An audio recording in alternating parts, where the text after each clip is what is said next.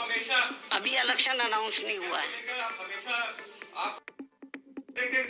सबसे तेज, सबसे आगे पीटीएम जरूर न्यूज भारत की शान करने के अपने तौर तरीके होते हैं। हर पार्टी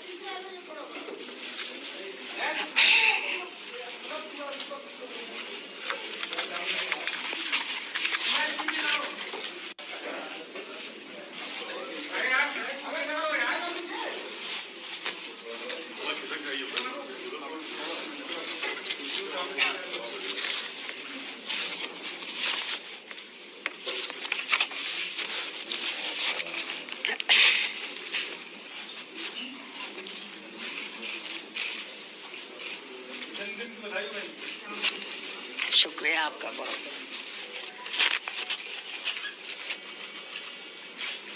शुरू करें?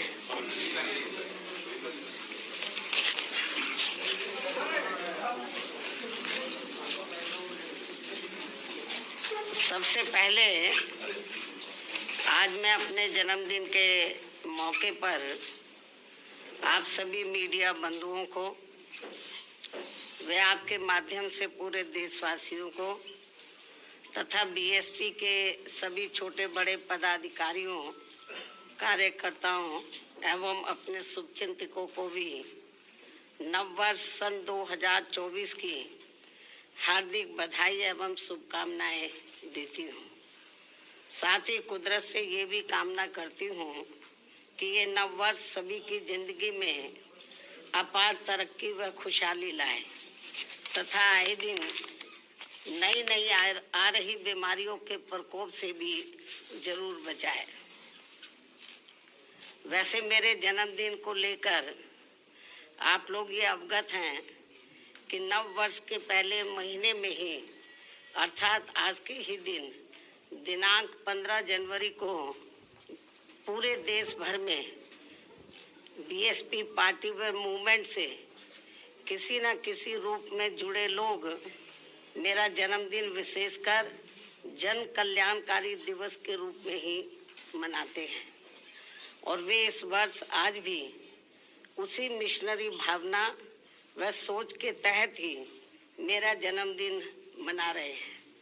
पूरे देश भर में मेरा जन्मदिन मना रहे हैं।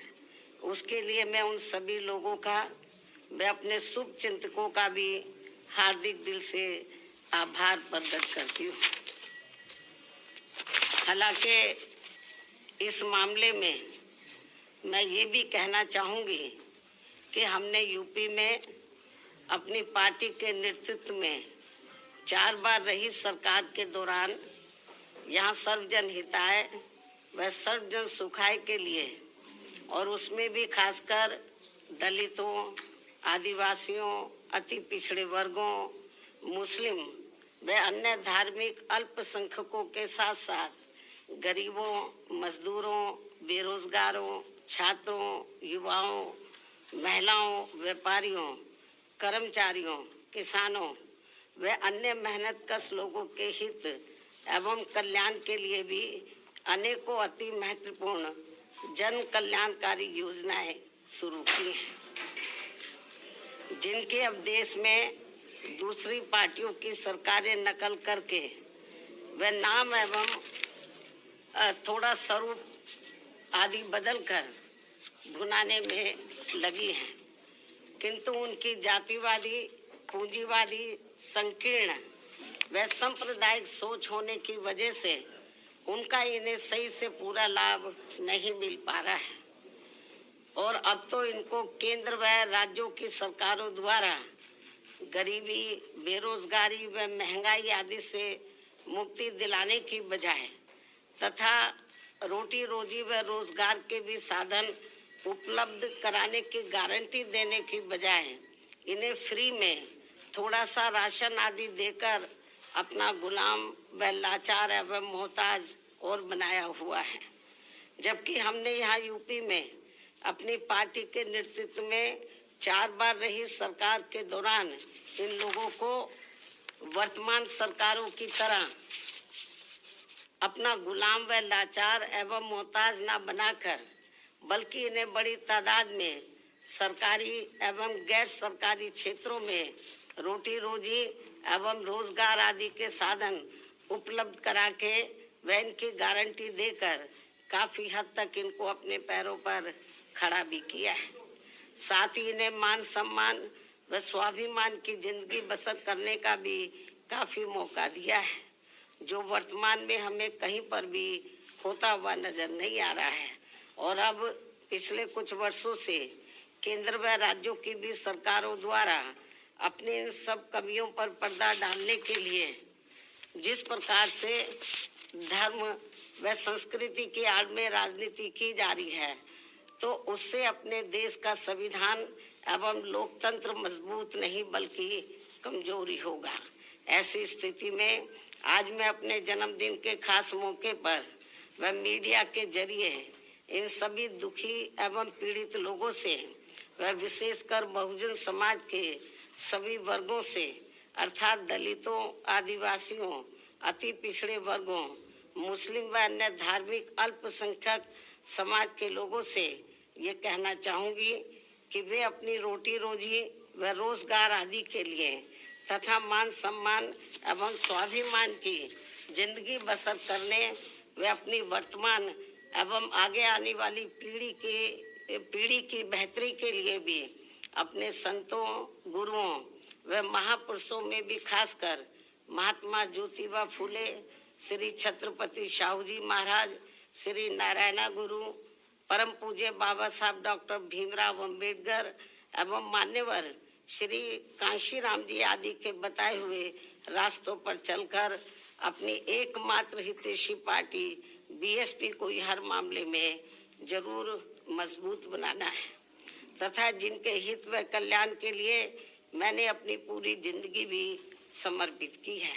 साथ ही केंद्र व राज्यों की भी सत्ता खुद अपने हाथों में लेकर बाबा साहब डॉक्टर भीमराव अंबेडकर द्वारा निर्मित संविधान में दिए गए संवैधानिक कानूनी अधिकारों का भी सही से पूरा लाभ लें, तभी फिर वास्तव में इन वर्गों के लोग अपनी खुशहाल जिंदगी व्यतीत कर सकते हैं।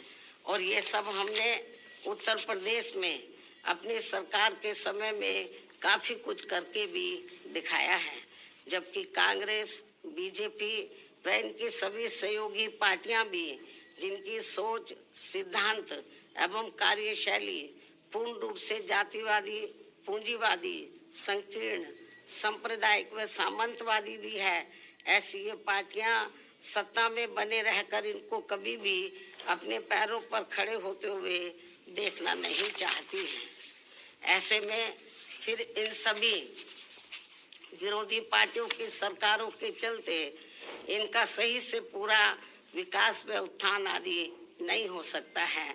इतना ही नहीं बल्कि देश में एससी, एसटी व ओबीसी वर्गों के लोगों को सरकारी नौकरियों एवं अन्य और क्षेत्रों में भी आरक्षण दिए जाने की संविधान में जो व्यवस्था की गई है, तो उनका भी अब इन विरोधी पार्टियों की रही सरकारों में इन्हें पूरा लाभ नहीं मिल पा रहा है तथा अन्य और मामलों में भी इनकी लगभग यही खराब व दयनीय स्थिति बनी हुई है।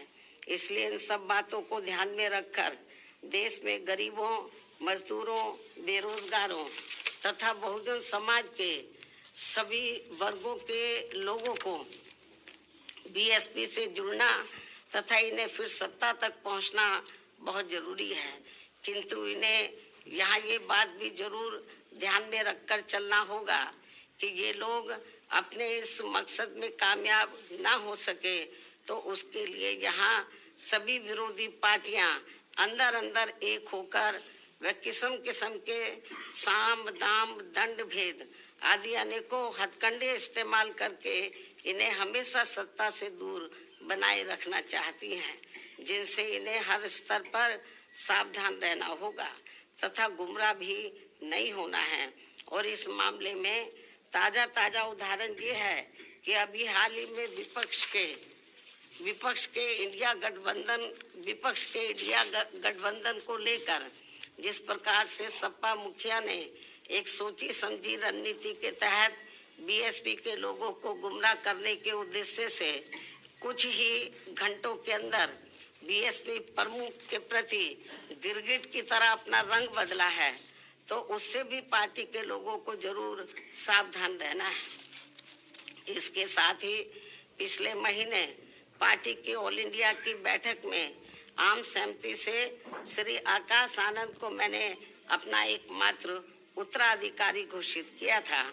तो उसके बाद से बीच में अब मीडिया में ये भी फर्जी व गलत खबरें प्रचारित की जा रही हैं कि ऐसा लगता है कि अब बीएसपी प्रमुख जल्दी ही राजनीति से संन्यास लेने वाली है, जिसमें रत्ती भर भी सच्चाई नहीं है। जबकि मेरी जिंदगी का आखिरी सांस भी पार्टी को मजबूत बनाने में ही लगा रहेगा। इस किस्म की फर्जी व गलत खबरों से भी पार्टी के लोगों को गुमराह नहीं होना है।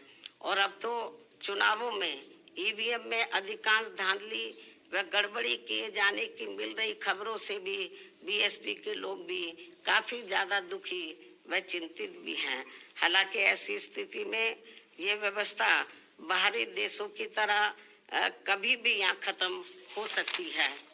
ऐसे में अपनी पूरी ऊर्जा से पार्टी को मजबूत बनाने में लगे रहना है। अपनी पार्टी के लोगों को ऐसे में अपनी पूरी ऊर्जा से पार्टी को मजबूत बनाने में लगे रहना है। और यदि पार्टी के लोग इन सभी हालातों का मुकाबला करके अपनी पूरी ईमानदारी व निष्ठा से आगे बढ़ने की पहल करते हैं, तो फिर हमारी पार्टी जरूर आगे बढ़ेगी। इसी भरोसे के साथ ही अब मैं अपने जन्मदिन के शुभ अवसर पर अपनी पार्टी व मूवमेंट के हित में हर वर्ष की तरह इस वर्ष भी मेरी लिखित पुस्तक मेरा संघर्ष में जीवन एवं बीएसपी मूवमेंट का सफरनामा के 19वें हिंदी एवं अंग्रेजी संस्करण का विमोचन भी करती हूँ।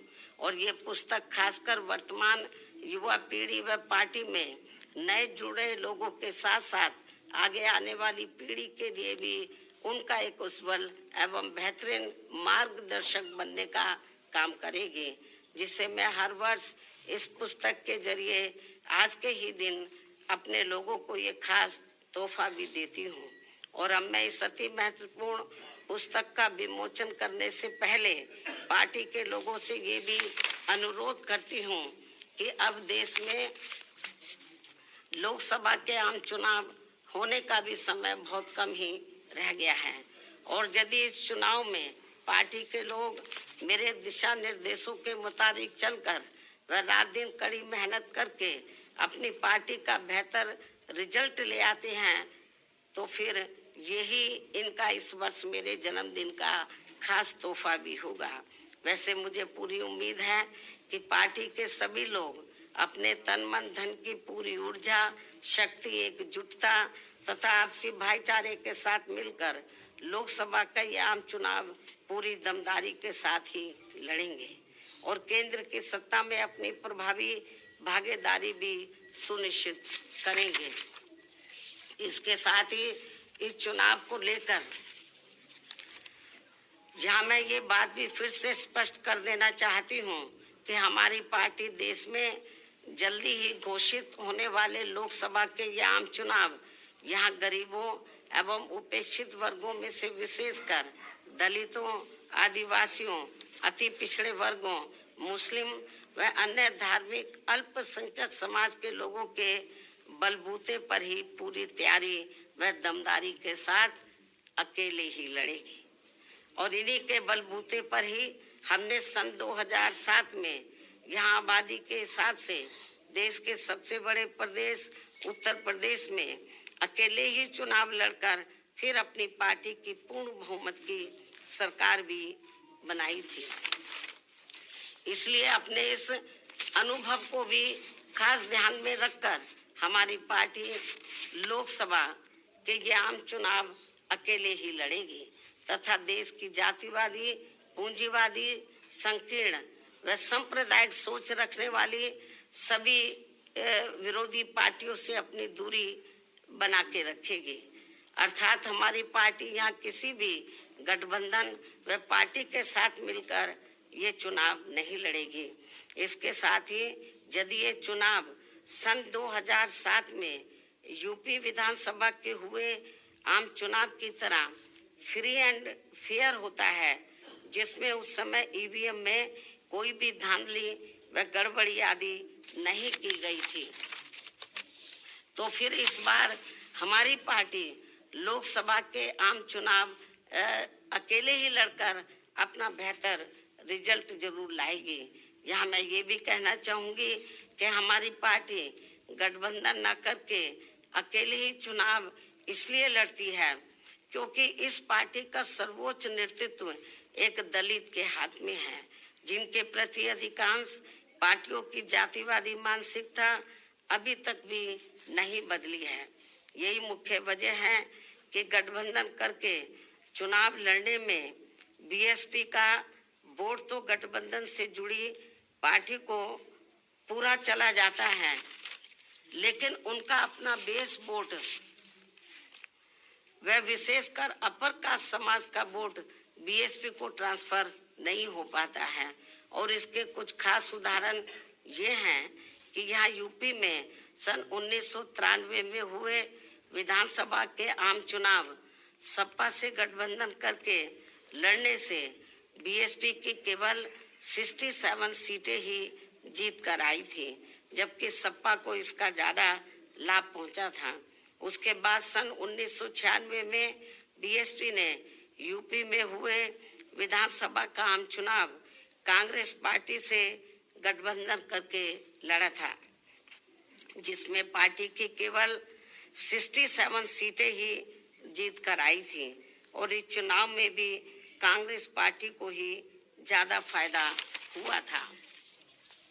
तो तब फिर बीएसपी ने यहाँ सन 2002 में विधानसभा के हुए आम चुनाव अकेले ही लड़ा था, जिसमें पार्टी की पहली बार यहाँ 67 से बढ़कर लगभग 100 सीटें जीत कर आई थी, जिसमें 2 हमारे विधायक सिंबल ना मिलने की वजह से समय से इंडिपेंडेंट जीत कर आए थे। उसके बाद सन 2007 में यूपी में विधानसभा के हुए आम चुनाव में बीएसपी ने फिर से अकेले चुनाव लड़कर यहाँ अपनी पूर्ण बहुमत की सरकार भी बना ली थी, जबकि उस समय ये चुनाव ईवीएम से ही हुआ था, जिसमें शुरू में कोई धांधली व बेईमानी आदि नहीं हो पाई थी। साथ ही यहाँ लोकसभा आम चुनाव में व देश के अन्य राज्यों में भी अकेले चुनाव लड़कर खासकर वोट प्रतिशत के हिसाब से पार्टी की काफ़ी अच्छी स्थिति रही है, लेकिन पिछले कुछ वर्षों से अब हर चुनाव में ईवीएम में काफ़ी धांधली व बेईमानी आदि हो रही है। ऐसी ये आम धारणा है, जिसकी खास वजह से अब हमारी पार्टी को भी यूपी सहित पूरे देश में काफ़ी कुछ नुकसान हो रहा है, जबकि इसके बावजूद भी हमारी पार्टी ये सोचकर देश में सभी चुनाव पूरी तैयारी व दमदारी के साथ लड़ती है कि पता नहीं कब ईवीएम में धांधली व बेईमानी आदि करने वालों का सिस्टम फेल हो जाए, तो तब फिर संबंधित चुनाव में सही रिजल्ट आ सकता है। हालांकि अब ईवीएम के विरोध में काफ़ी आवाज़ें भी उठने लगी हैं। ऐसे में ये सिस्टम कभी भी ख़त्म हो सकता है या फिर इसमें कुछ परिवर्तन भी किए जा सकते हैं। इसलिए हमें पार्टी के जनाधार को बढ़ाते रहना बहुत ज़रूरी है। हमारी पार्टी के लोगों को अपनी पार्टी के जनाधार को बढ़ाते रहना बहुत ज़रूरी है। साथ ही गठबंधन को लेकर खासकर मैं गठबंधन के बारे में बताना चाहती हूँ। साथ ही गठबंधन को लेकर पार्टी का ये भी मानना है कि इस मामले में अभी तक का अधिकांश अनुभव यही रहा है कि गठबंधन करके चुनाव लड़ने से हमारी पार्टी को फायदा कम व नुकसान ज्यादा होता है तथा इससे पार्टी का वोट प्रतिशत भी कम हो जाता है और फिर बीएसपी से गठबंधन करने वाली पार्टी को पूरा फायदा पहुंच जाता है। यही मुख्य वजह है कि देश में अधिकांश पार्टियां बीएसपी से गठबंधन करके चुनाव लड़ना चाहती हैं, जबकि हमें बीएसपी के हित को भी देखना बहुत जरूरी है, जिसे मद्देनजर रखते हुए अब बीएसपी के लिए पार्टी व मूवमेंट के हित में अकेले ही चुनाव लड़ना ज्यादा बेहतर होगा। लेकिन अब किसी भी चुनाव के बाद हमारी पार्टी खासकर कमजोर एवं उपेक्षित वर्गों के हितों में केंद्र व राज्यों की सही बनी सरकारों में व उनकी जरूरत को ध्यान में रखकर अपनी उचित भागीदारी के आधार पर शामिल भी हो सकती है। लेकिन चुनाव मिलकर नहीं लड़ेगी। चुनाव के बाद का मैं आपको बता रही हूँ, क्योंकि ऐसे में अब पूर्व की तरह पार्टी बाहर से फ्री में समर्थन देने वाली नहीं, ताकि अपने लोगों के हितों में कुछ जरूरी कार्य होते रहे। संक्षिप्त में मेरा यही कहना है कि हमारी पार्टी अब देश में जल्दी ही होने वाले लोकसभा के आम चुनाव अकेले ही लड़ेगी, अर्थात किसी भी पार्टी व गठबंधन के साथ मिलकर ये चुनाव नहीं लड़ेगी। इन्हीं जरूरी बातों के साथ ही अब मैं अपनी पुस्तक का विमोचन करती हूँ।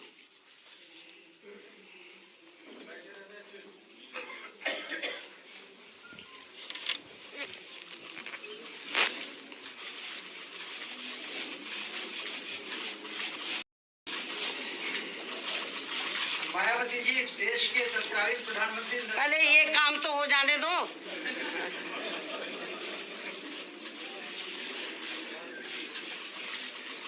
देश के तत्कालीन प्रधानमंत्री नरसिंह राव ने आपको कहा था कि आप भारतीय लोकतंत्र का चमत्कार हैं।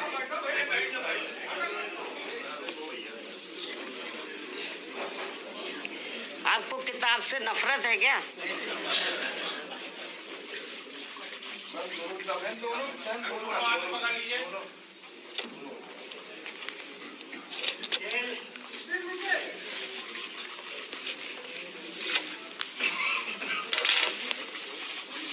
इधर थोड़ा हाथ कर लीजिए, मेरा आपका नहीं आ रहा है।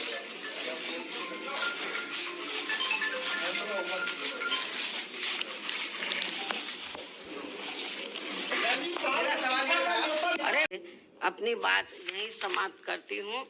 यदि आपके कुछ सवाल हैं तो आप पूछ सकते हैं, वरना मैं आपसे यही रजा लेती हूँ। धन्यवाद। जय भीम व जय भारत। अमेरिका में जन समुदाय के सामने कहा था आप हाँ भाई,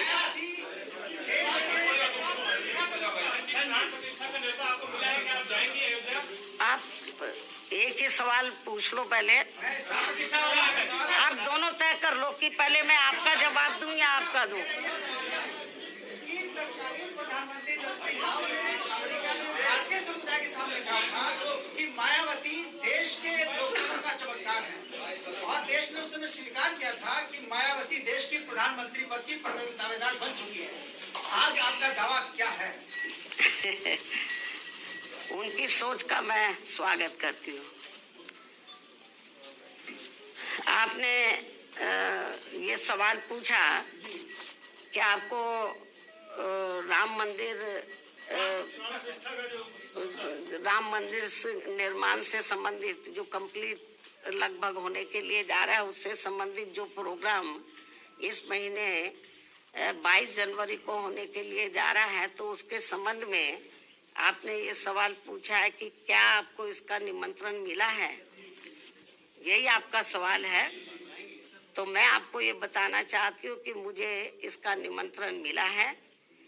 तो और अभी इसका मैंने वहाँ जाने का अभी कोई फैसला नहीं लिया है, क्योंकि अभी मैं अपने पार्टी के काम में बहुत व्यस्त हूँ। लेकिन अयोध्या में 22 जनवरी को राम मंदिर को लेकर जो भी कार्यक्रम होने के लिए जा रहा है उसका हमारी पार्टी को कोई भी ऐतराज नहीं है, उसका हम स्वागत करते हैं। और आगे चलकर जब बाबरी मस्जिद को भी लेकर ऐसा कोई प्रोग्राम होता है तो फिर उसको भी लेकर हमारी पार्टी को कोई भी ऐतराज नहीं होगा, उसका भी हम स्वागत करेंगे। क्योंकि आप लोगों को मालूम है कि हमारी पार्टी धर्मनिरपेक्ष पार्टी है और सभी धर्मों का हमारी पार्टी एक बराबर उनका सम्मान करती है। तो चाहे हिंदुओं का मामला हो या सिखों का हो, बुद्धिस्टों का हो, मुस्लिम समाज का हो या अन्य मजहब को मानने वाले लोगों का हो, तो उनका कोई भी कार्यक्रम होता है या वो कोई भी ऐसा कोई फैसला लेते हैं तो जो मानवता इंसानियत के लिए है, तो मेरे ख्याल कभी हमारी पार्टी ने उसका विरोध नहीं किया है। मैं फिर इसको रिपीट करती हूँ इस बात को कि बीएसपी ही देश में अकेली एक ऐसी पार्टी है जो धर्मनिरपेक्ष पार्टी है और सभी धर्मों का एक बराबर हम सम्मान भी करते हैं। मुझे जो इनविटेशन मिला है तो इसके लिए हम उनका स्वागत करते हैं। और मैं यदि ज़्यादा व्यस्त नहीं रही क्योंकि और भी पार्टी के काम है तो मैं ज़रूर, अभी मैंने कोई इस मामले में अभी कोई डिसीजन नहीं लिया है, अभी तो कई दिन पड़े हुए हैं, तो जो भी डिसीजन लिया जाएगा तो वो आपके सामने होगा।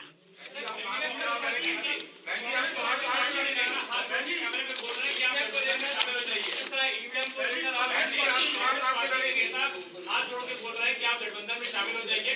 क्या कांग्रेस पार्टी ने आपको औपचारिक कुछ निमंत्रण दिया है कि आप शामिल होइए प्लीज? नहीं, क्या कहना चाहते हैं आप? कांग्रेस पार्टी के जो नेता है, पूर्व नेता है, मौजूदा नेता है, वो सब कैमरे के सामने हाथ जोड़ के बोल रहे हैं कि बहन जी आप हमारे गठबंधन में शामिल हो जाइए। तो क्या कोई औपचारिक बातचीत हुई आपसे? मेरे ख्याल आपको ज्यादा मालूम होगा। अभी इलेक्शन अनाउंस नहीं हुआ है। हमेशा आपका रुख रहता है, इसको लेकर सड़कों पे कब उतरेंगे, कब तक इसका विरोध दर्ज करेंगे? जरूरी है सड़कों पे उतरना, काम करने के अपने तौर तरीके होते हैं, हर पार्टी के अपने तौर तरीके होते हैं। कांग्रेस का अपना तौर तरीका अलग है, बीजेपी का अपना है, हमारी पार्टी का अपना अलग तौर तरीका। हमारी पार्टी एक कैडर बेस्ड पार्टी है। शायद आपको मालूम नहीं है कि पूरे देश में इस समय हमारी पार्टी के छोटे छोटे कैडर कैंप चल रहे हैं, अकेले यूपी में नहीं, देश के अन्य राज्यों में भी। और बंद जगह पे वो कैडर कैंप होते हैं जिसमें पार्टी और मूवमेंट के बारे में उनको डिटेल में बताया जाता है। तो जरूरी नहीं है हम हाउ हल्ला करें जैसे दूसरी अपनी पार्टी के अपने अपने तौर तरीके हैं, हमें दूसरी पार्टियों की नकल नहीं करनी है। हमारा जो अपना एक सिस्टम है काम करने का, उसके हिसाब से हम लोग चलते हैं। ऑनलाइन ऐप भी आपने जारी किया है क्या? ऑनलाइन ऐप जारी कर रहे हैं। अब ये तो चलता रहता है, अब ये आपके सामने आता रहेगा। हाँ, हाल के चुनाव में जो मत प्रतिशत आपका जो दहाई से इकाई रह गया है, और ऐसी स्थिति में किस तरह से आपका ये मत प्रतिशत बढ़ेगा? राजनीति में उतार चढ़ाव आते रहते हैं। एक सवाल बहन जी और करना चाह रहा था कि ये कहा जा रहा है कि अगर गठबंधन बसपा नहीं करती है तो सारा फायदा जो है भाजपा को पहुंचेगा। अब कौन क्या सोच रहा है ये तो आप उन्हीं से पूछें, लेकिन मुझे तो ऐसा लगता है कि ये लोग जितना कांग्रेस बीजेपी वाले ये लोग चुनाव लड़ेंगे मजबूती से, तो आपको मालूम है कि इनका अपर कास्ट का वोट हमको मिलने वाला तो है नहीं, इनका बढ़ जाएगा, बीएसपी को फायदा भी हो सकता है।